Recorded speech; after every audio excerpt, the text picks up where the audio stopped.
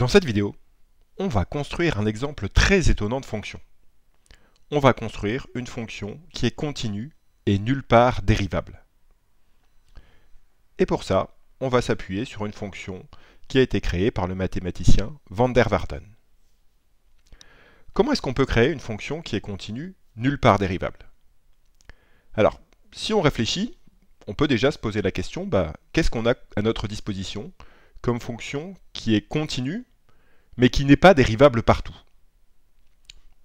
Un des exemples les plus simples de fonctions comme ça, c'est la fonction valeur absolue de x. Si je regarde ici la fonction valeur absolue de x, que j'ai définie là, eh bien vous voyez qu'elle n'est pas dérivable en 0. En réalité, ce n'est pas tout à fait la fonction valeur absolue de x que j'ai tracée.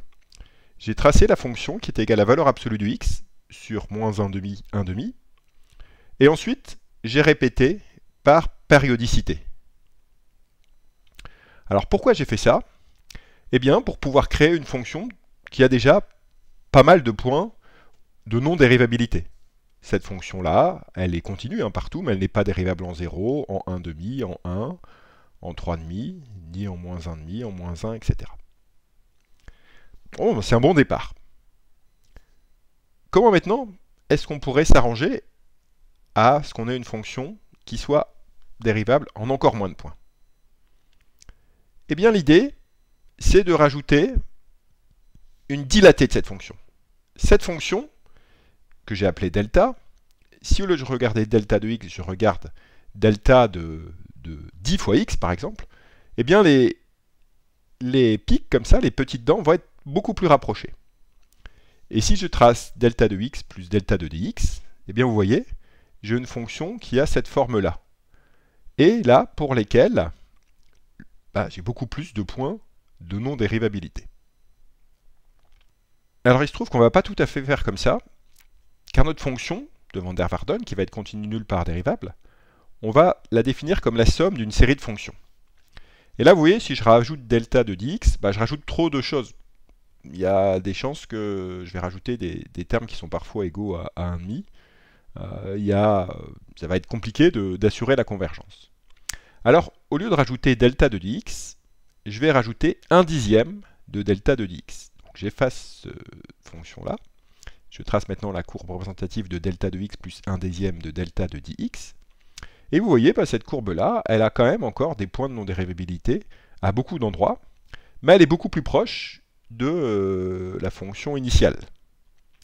Et si maintenant je vais à l'étape suivante, je rajoute 1/100 de delta de 100x, eh bien, en fait, déjà ici, on ne voit plus trop la différence entre les deux courbes, si on regarde de loin. Donc ça, c'est très bien, parce que ça va m'assurer la convergence de ma série de fonctions. Mais par contre, si je zoome, vous voyez, voir, je vais vous zoomer, eh bien, si je zoome, j'ai toujours beaucoup plus de points de non-dérivabilité qu'avant. Et bien voilà comment on va construire la fonction de van der Waerden. On va partir donc, pas tout à fait de la fonction valeur absolue, mais de la fonction valeur absolue sur moins 1,5, 1,5, qu'on va prolonger par 1 périodicité.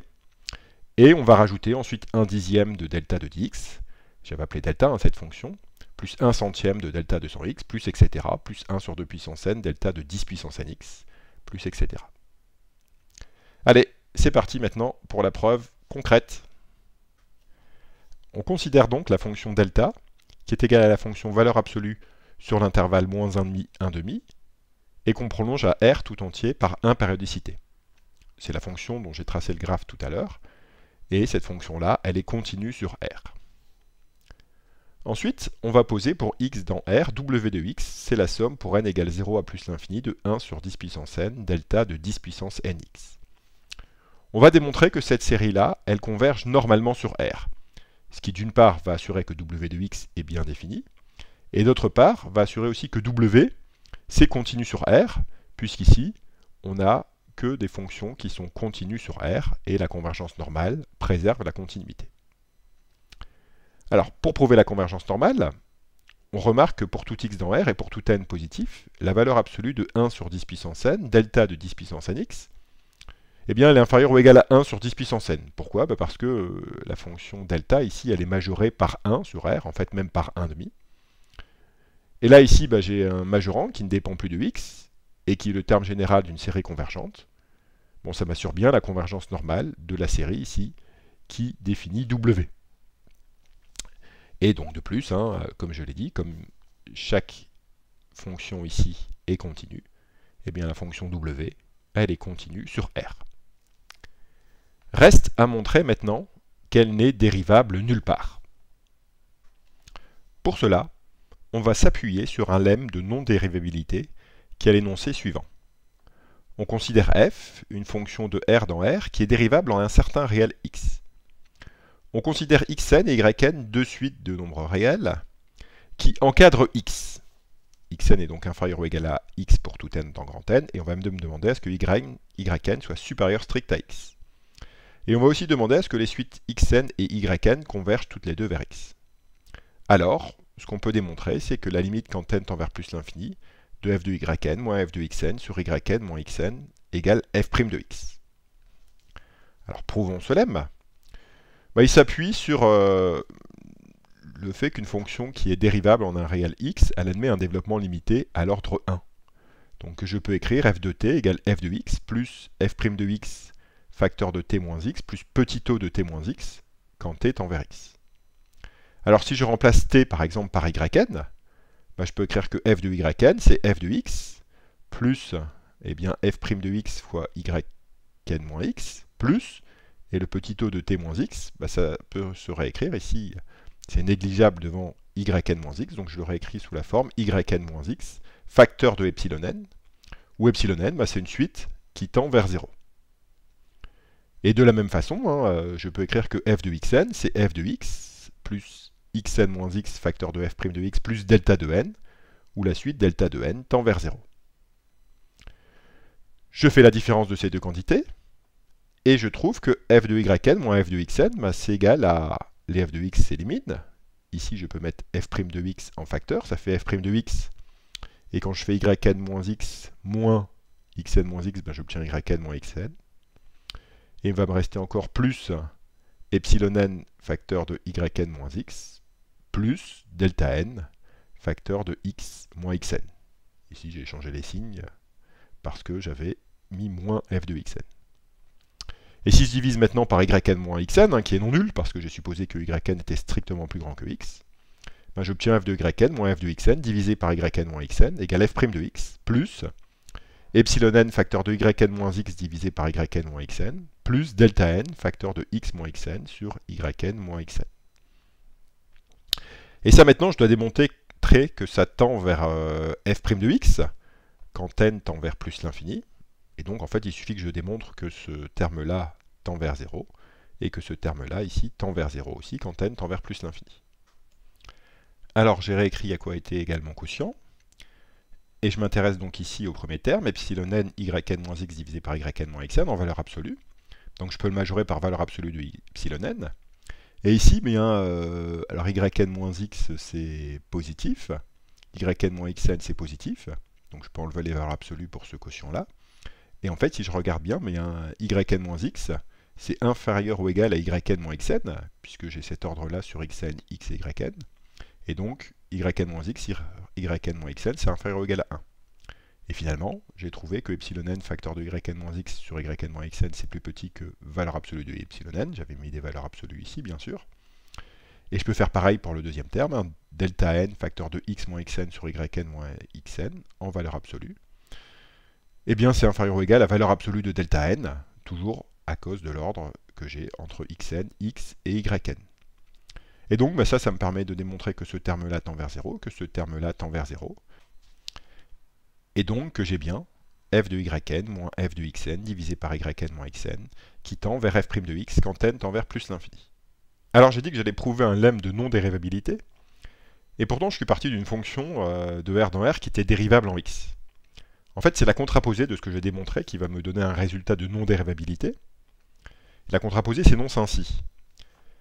Si j'ai une fonction f de R dans R, x est un nombre réel, et si je sais qu'il existe deux suites xn et yn qui encadrent x, donc pour tout n, xn est inférieur ou égal à x, et on va me demander est-ce que x soit inférieur strict à yn. Si je sais que les suites xn et yn convergent vers x, Et si je sais que le quotient f de yn moins f de xn divisé par yn moins xn ne converge pas, alors je peux prouver que f, elle n'est pas dérivable en x. On est prêt maintenant à démontrer que la fonction de Van der Waerden, elle n'est dérivable nulle part. Donc j'ai rappelé ici sa définition. Et je vais fixer un réel x, et je vais démontrer que w n'est pas dérivable en x. Alors d'abord, comme la fonction w elle est impériodique, tout ça parce que delta elle est impériodique, je peux supposer que x il est dans l'intervalle 0,1 ouvert en 1. Et je vais considérer un développement décimal de x, je vais écrire x égale 0,a1, a2, an, etc. Où les AI, c'est compris entre 0 et 9.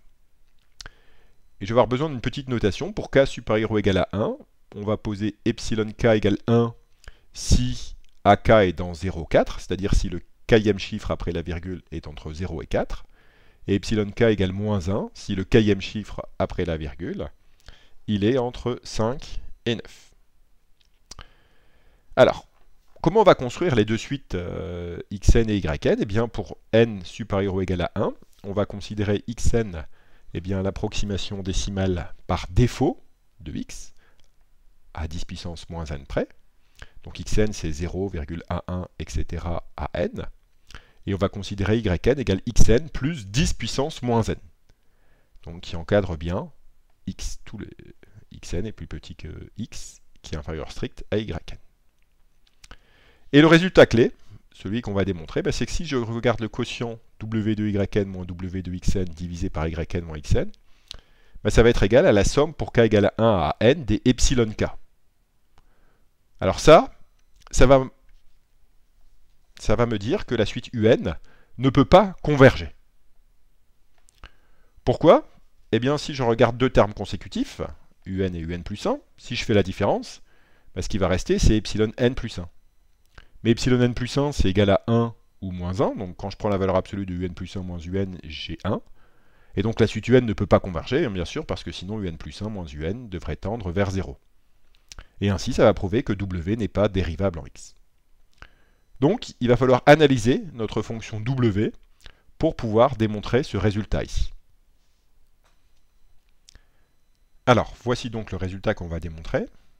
Et je vais commencer par un exemple pour expliquer ce qu'il se passe. Donc l'exemple, je vais choisir x égale 0,29431, etc. et n égale 3. Dans ce cas-là, x3 c'est 0,294, j'ai coupé ici en gardant que les trois premières décimales, et y3 c'est 0,295, j'ai rajouté 10 puissance moins 3. Epsilon 1, c'est 1, puisque le premier chiffre c'est 2, il est compris entre 0 et 4. Epsilon 2 c'est moins 1, puisque le deuxième chiffre c'est 9, il est compris entre 5 et 9. Et epsilon 3 c'est 1, puisque le troisième chiffre c'est 4, il est compris entre 0 et 4. On va commencer par calculer w de x3.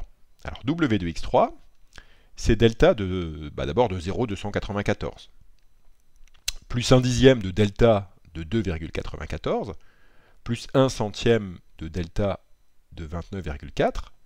Et en fait, la somme ici s'arrête là. Pourquoi la somme s'arrête là? Parce qu'après, j'aurai normalement 1 sur 10 puissance 3, delta de 294.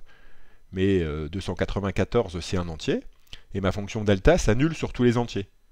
Et quand je vais considérer en fait 10 puissance k de x3, avec k supérieur ou égal à 3, j'ai un entier, et donc le delta de 10 puissance k de x3, c'est 0.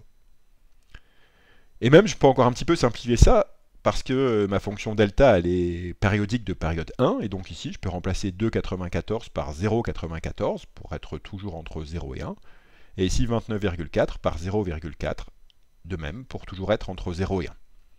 Et donc w de x3, c'est delta de 0,294, plus 1 dixième de delta de 0,94, plus 1 centième de delta de 0,4. Bon, je fais pareil avec w de y3, et j'ai exactement le même résultat, sauf que je vais remplacer les 4 par des 5, ici, partout. Si je fais la différence, maintenant, w de y3 moins w de x3, eh bien, je vais regrouper un peu les termes. Donc j'ai delta de 0,295 moins delta de 0,294, plus 1 dixième delta de 0,95 moins delta de 0,94, plus 1 centième de delta de 0,5 moins delta de 0,4. Donc j'ai réécrit ça ici, et on va calculer ici chacune des différences. Et bien pour ça, je vais représenter la fonction delta, qui a cette tête-là, entre 0 et 1. Et ici, si je regarde delta de 0,95 moins delta de 0,294, eh bien je suis sur cette partie-là de la courbe, là où la fonction delta est croissante. Et là-dessus, c'est une fonction affine hein, de pente 1. Et donc delta de 0,295 moins delta de 0,294, bah, c'est 10 moins 3. Ensuite, si je regarde delta de 0,95 moins delta de 0,94, et bien cette fois-ci, je suis de ce côté-là, entre 1,5 et 1. Et bah, cette fois, c'est le moment où la fonction elle est décroissante. Et là, je vais obtenir, eh bien, non pas l'écart entre les deux, mais moins l'écart entre les deux. Donc, je vais obtenir moins 10 moins 2. Et j'oublie pas, bien sûr, de multiplier par 1 dixième. Et là, bah, si je regarde le dernier terme, delta de 0,5 moins delta de 0,4, eh bien, je suis là. Et delta de 0,5 moins delta de 0,4, eh bien, ça fait 10 moins 1, que j'oublie pas de multiplier par 1 centième. Et maintenant, bah, je peux mettre ici en fait 10 moins 3 en facteur, hein, parce qu'ici 1 dixième fois 10 moins 2, ça fait 10 moins 3, 1 centième fois 10 moins 1, ça fait aussi 10 moins 3. Et j'obtiens quoi? 10 moins 3, facteur d'ici de 1, plus moins 1, plus 1, et 1 moins 1, 1, bah, c'était justement epsilon 1, epsilon 2 et epsilon 3. Hein. Et donc j'ai démontré que W2Y3 moins W2X3, c'était 10 moins 3 facteur de epsilon 1 plus epsilon 2 plus epsilon 3. Et c'est le résultat que je veux, hein, puisque y3 moins x3, bah, c'est exactement 10 moins 3, et donc w2y3 moins w2x3 divisé par y3 moins x3, bah, c'est epsilon 1 plus epsilon 2 plus epsilon 3. Passons donc au cas général. Donc j'ai commencé par écrire w2yn moins w2xn. Alors comme tout à l'heure, on peut se contenter de faire la somme simplement jusqu'au rang n-1. Car si k est supérieur ou égal à n, 10 puissance k fois xn c'est un entier, 10 puissance k fois yn c'est un entier, et donc delta de 10 puissance k de xn égale delta de 10 puissance k fois yn égale 0. Et donc il me reste la somme donc, pour k égale 0 à n-1 de 1 sur 10 puissance k, delta de... Alors commençons d'abord par ce terme-là peut-être. Eh bien quand je multiplie xn par 10 puissance k, eh bien en fait je fais un décalage de virgule de k termes, et en utilisant la périodicité de delta, je peux me ramener simplement à delta de 0,ak plus 1 jusqu'à n. Et ici c'est pareil, mais je dois rajouter 10 puissance moins n que j'ai multiplié par 10 puissance k, c'est-à-dire 10 puissance moins n plus k. Alors maintenant on va fixer k entre 0 et n-1, et on va regarder à quoi est égal ce terme. Et c'est là qu'on fait une distinction. Hein. Si le premier chiffre ici, si le chiffre, donc c'est ak plus 1, c'est entre 0 et 4, eh bien ce nombre-là, donc il est d'abord positif, et en fait il est plus petit que 0,4, 9 et un certain nombre de 9. Et si je lui rajoute 10 puissance moins n plus k, donc si je rajoute 0,0, un certain nombre de 0 puis un 1, qui est au même rang ici que an, eh bien je ne vais pas dépasser 0,5. Et donc ces deux nombres-là ici, ils sont tous les deux compris entre 0 et 1,5. Et quand je vais faire la différence delta de 0,ak plus 1 à n plus 10 puissance moins n plus k moins delta de 0,ak plus 1 à n, eh bien je suis sur la partie où la fonction delta elle est croissante, hein, elle est même égale à la fonction valeur absolue de x, et même à la fonction x sur cette partie-là. Et bien en fait je vais faire la différence des deux nombres, et donc je vais obtenir que 1 sur 10 puissance k fois delta de ce truc compliqué moins delta de ce truc compliqué, c'est égal juste à la différence des deux nombres, donc 10 puissance moins n plus k, et je n'oublie pas de diviser par 1 sur 2 puissance k qui était devant. Donc ça fait 1 sur 10 puissance n, et comme ak plus 1 est entre 0 et 4, ça fait epsilon k plus 1 sur 10 puissance n. Le deuxième cas maintenant, c'est si le premier chiffre il est compris entre 5 et 9, et bien cette fois on fait le même raisonnement, et on trouve que les deux nombres ici, celui-là et celui-là, ils sont compris entre 0,5 et 1. Et là c'est la partie où la fonction delta elle est décroissante, mais elle est toujours de pente moins 1 cette fois. Et voilà, ce qu'on récupère c'est moins la différence, qu'on n'oublie pas de diviser par 10 puissance k, donc on récupère moins 10 puissance n, c'est-à-dire, eh bien, comme on a ak plus 1 qui est compris entre 5 et 9, epsilon k plus 1 c'est moins 1, donc c'est bien epsilon k plus 1 sur 10 puissance n. Et ben voilà, on a fini maintenant, hein, parce que j'ai démontré que pour tout n supérieur ou égal à 1, wn moins wyn moins w de xn, c'est 1 sur 10 puissance n, somme pour k égale 0 à n moins 1 de epsilon k plus 1. Ça, c'est yn moins xn. Donc c'est finalement yn moins xn fois la somme pour k égale 1 à n des epsilon k. Et donc, bah voilà, j'ai démontré que ma fonction w, avec mon lemme de non-dérivabilité, elle n'est pas dérivable en x. X, c'était un réel arbitraire, donc la fonction w, elle est nulle part dérivable. Et pourtant, elle est bien continue.